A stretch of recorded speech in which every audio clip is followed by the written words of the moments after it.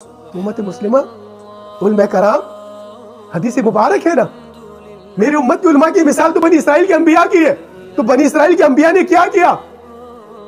بنی اسرائیل کے انبیاء نے شیطانی طاقتوں کے خلاف اپنی امتوں کو کھڑا کیا اور ان کو بشارت دی حضور نبی صلی اللہ علیہ وسلم کی. تو آپ امت کو حضور نبی صلی اللہ علیہ وسلم کی تغزلین کی بشارت دے، ان کے اندر ولولہ جہاد ولولہ تبلیغ پیدا کرے. اس زمین پر امن کو اگر قائم کرنا ہے تو حضور نبی صلی اللہ علیہ وسلم کے طریقے پر آنا ہوگا.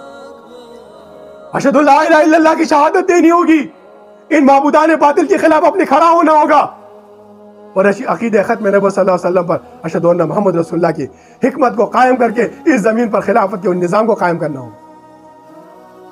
آج یہ معاشرہ کس طرف جا رہا ہے؟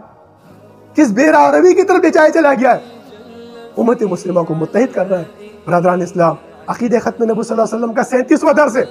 ہم ان سازشی عناصر کی طرف آ رہے ہیں، ان کے چہروں سے پردے ہٹا رہے ہیں جو حضور نبی کریم صلی اللہ علیہ وسلم کی اس امت کو، جو امت واحدہ تھی جس نے مدینہ منورہ میں ایک ایسے نظام کو، ایک ایسے عدل کو، ایک ایسے بھائی چارے کو، ایسے ایک اخوت کو، ایک ایسے انصاف کو اس زمین پر قائم کیا جس کی مثال پوری دنیا میں آج تک نہیں مل سکتی. تو پھر جو مثال دنیا میں نہیں مل سکتی تو پھر ہم نے اس مثال کی طرف آنا ہے، اس نظام کی طرف آنا ہے، اس نظام عدل کی طرف آنا ہے، اس نظام حکمت کی طرف آنا ہے، اس نظام مساوات کی طرف آنا ہے.